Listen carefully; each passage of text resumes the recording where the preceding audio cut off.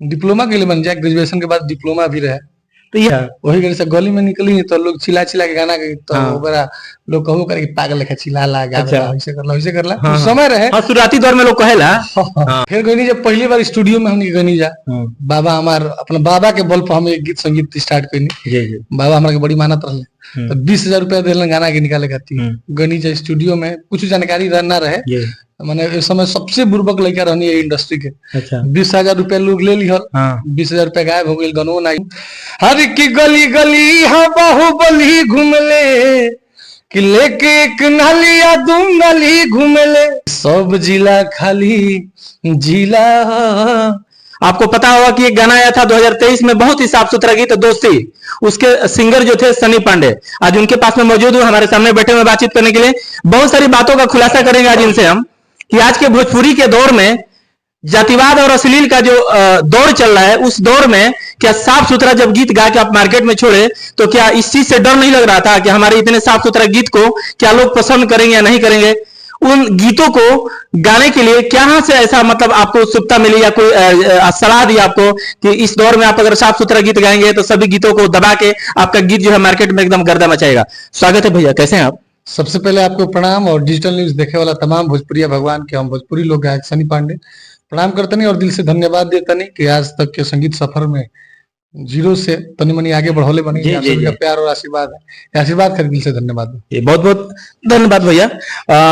हालांकि रोआ भेरी आवे खातिर बड़ा मेहनत करे पड़ा। समझ ली कि हमारे घर है आरा सब समझ ली कि एकदम माहौली घाट पार करते हुए एकदम पहुंच चुकल बनी। हमारे भैया साथे भेटा गई है और घर खोजे में ज्यादा तकलीफ ना भइला, चूंकि यहाँ के बतैनी कि चलिए हम घर देखले बने, हम घरे तक पहुंचा दे। हम भैया सबसे पहले ही जानम हम कि गीत संगीत के रुए जब शुरुआत कईने तो कई बचपन से ही शौक रहे या कब कैसे का भइल?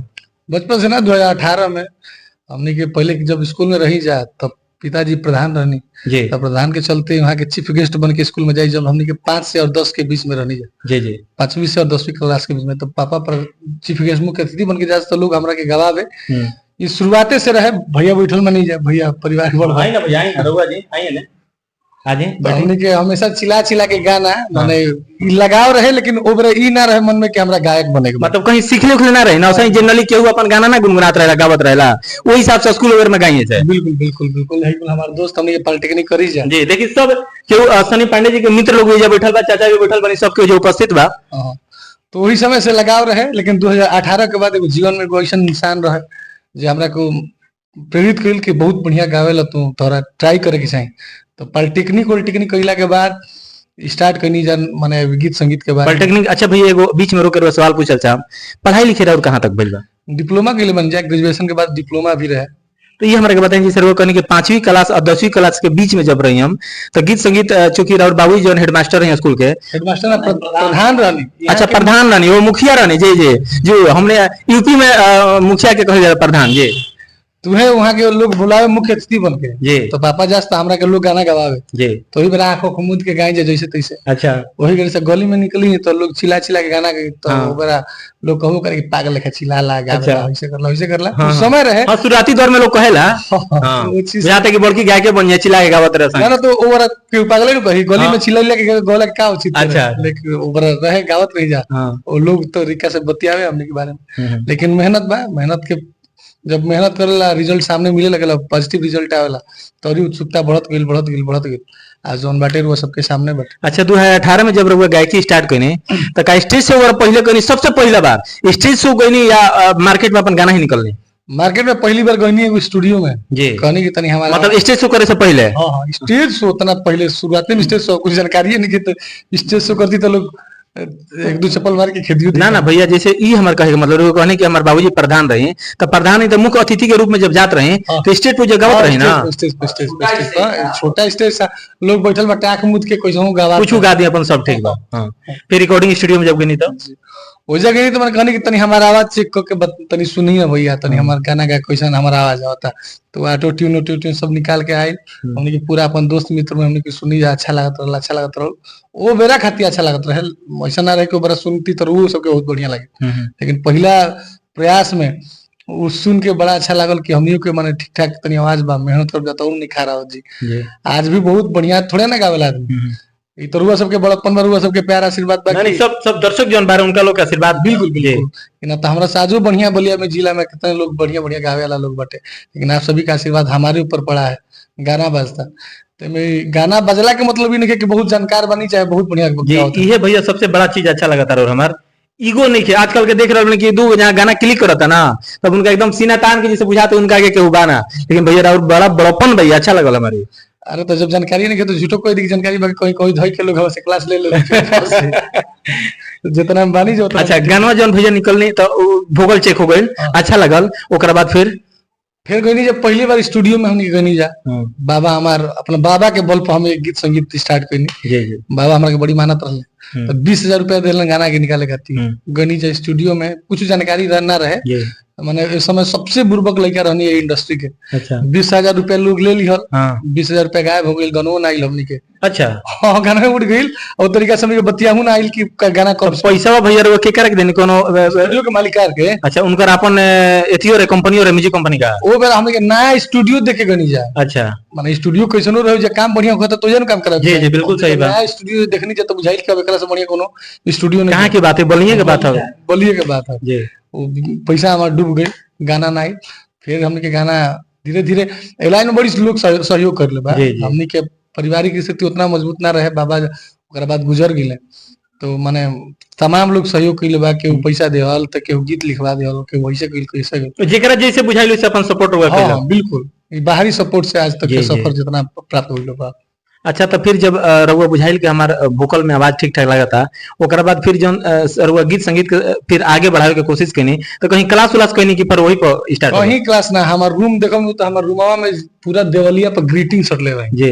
ग्रीटिंग जिसे ना होला और वहां एगो शीशा रहे, शीशवे के सामने खड़ा होके गए जितना ग्रीटिंग वहां सटले रहनी फोटो जानी कि वही ऑडियंस है मतलब हमारी ये मानसिकता अपन बनेने। हां अब बांस के इतना बड़ माइक लेके बांस के खरहर के कांडा के माइक लेके चिल्लाई भर सिखम। अब चिल्ला चिल्ला चिल्ला चला अभ्यास माने घर ही खूब मेहनत। आप सुन रहे हैं अभी सनी पांडे जी है वही दोस्ती गाना जो दिए थे स्ट्रगल पीरियड की अपनी कहानी बता रहे हैं, किन किन परिस्थितियों से गुजरते हुए आज इस मुकाम पे पहुंचे हैं। बहुत सारी बातें करेंगे, आप बने रहिए वीडियो में। हाँ भैया तो भैया लोग तो माने सब कोई देखले बाटे हमनी के भाई आए के बैठो सब 5-5 गोड़ा हमनी के रियाज करी जा, नया नया चीज सुनावे के कोशिश करत रही जा हमेशा। और सबसे बड़ी बात बा कि आज जौन मार्केट में पहचान बल बा एगो सलील गीत के साथ, अच्छा अच्छा गीत के साथ लोग उम्मीदों करला कि अच्छा अच्छा गीत गावल जाए। तो हमेशा हमनी के प्रयास रही कि 100 गो जब गीत आवे तो 90 या 95 गो सलील गीत होके 5 गीत समाज को देखते हुए ना होला कि मार्केट में रहूं के बाटे। जी जी मैं हाँ मार्केट में रहूं के बाटे तो जैसन दिशा बाटे जौन दिशा में लोग बहता वही दिशा में तनी मन ना भली तो लोग चले ना रही मार्केट में अपना स्थापित जी बिल्कुल सही बात भैया।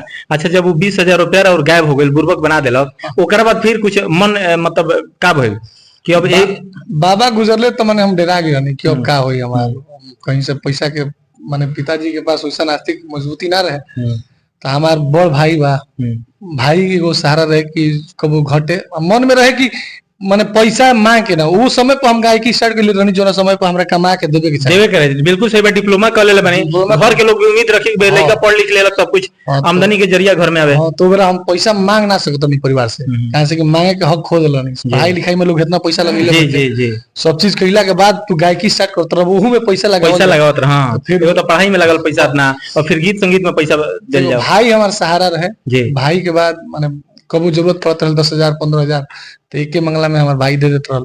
वहाँ के जॉब उम्र रहेगा हाँ MBA करके भाई हमारा बढ़िया पैसा रुपया कमाते हैं तो भाई के सहारा। बाकी तमाम लोग बड़े मार्केट में आज भी अच्छे अच्छे लोग पड़े हुए हैं हमारे जब देखने के कलाकारी बढ़िया बा तो केहू एगो गाना निकलवा दे केहू 2 गाना निकलवा दे सपोर्ट लोग करे लगा। बिल्कुल बिल्कुल आज हम कबो ना कर सके कि हम अपना बल पे। अच्छा पहिलका गाना कौन रहे जो मार्केट में छूटल गाना तो पहले जौन रहल मनो नहीं के पता कौन रहे लेकिन हमारा जब गाना एगो सतपुतिया गाना आई रहे जी वो पहले बार जिला में हमारे बाजल रहे बड़ा बाजल बहुत ढंग से। अच्छा दूध की कटोरी और जनगनवा रहे दूध की कटोरी तो सब जिला हमारे जिला बलिया बागी के बाद बाजल। अच्छा ओकरा बाद बाजल वो हमने के बलिया जिला में बहुत ज्यादा नहीं बाजल जी वो बिहार में बहुत ज्यादा। हालांकि हम रउआ के वही गाना से ज्यादा पहले 100 मिलियन सृष्टि भारती और 100 मिलियन से ऊपर वो गाना बाटे तो बिहार में हमने के बलिया जिला में वही ट्यून पे बागी बलिया वाला गाना रहे जी।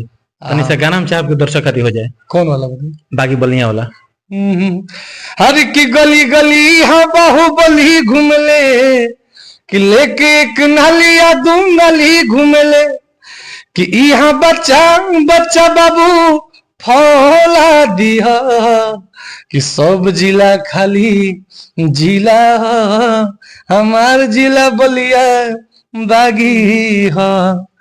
ये बागी बलिया के सम्मान में गाना गोले रहनी जा हमने के कलाकार हैं जा सब जिला हमने के भैया और आवाज सुनने के बाद ही बुझाते नहीं कि वो कहीं से संगीत के क्लास नहीं की गई ना कहीं रिदम से तनी को हटनी ना कहीं सुर से कहीं हटनी। ये पहली घटना नहीं है जी। हमने के जब खाली आशीष वर्मा भैया म्यूजिक डायरेक्टर आशीष वर्मा भोजपुरी के सबसे बड़ा म्यूजिक डायरेक्टर वो निरहु भैया के गाना के माने जैसे डोमियो मिल याद रहे वहाँ कहनी के तनी हारमोनियम पकड़ के पूरा बतावे ट्यून कौन कौन लागल बा हमरा हारमोनियम बजावे अच्छा अभी आवेला कि ना अभियो ना आवेला अभी कुछ ना आवेला हां रो तो कहते बन हम सीखल नहीं कि सब अब भैया हमरा के जनलन कि हमरा आवेला हम कछावत नहीं जैसे ना होला गंभीर बनतनी आवेला तो कहत न करे यार ये माता रानी के दिहल आशीर्वाद हो जब तरा होता तो बताओ हां लोगों को सोना का कर लगल हां हां वो माने खिसिया के बड़े भाई वो डांटे लगल लेकिन आपको तो अंदर की बात पता है हम कहनी कि भैया सही में माई के दरबार में बने हमरा वास्तव में ना आवेला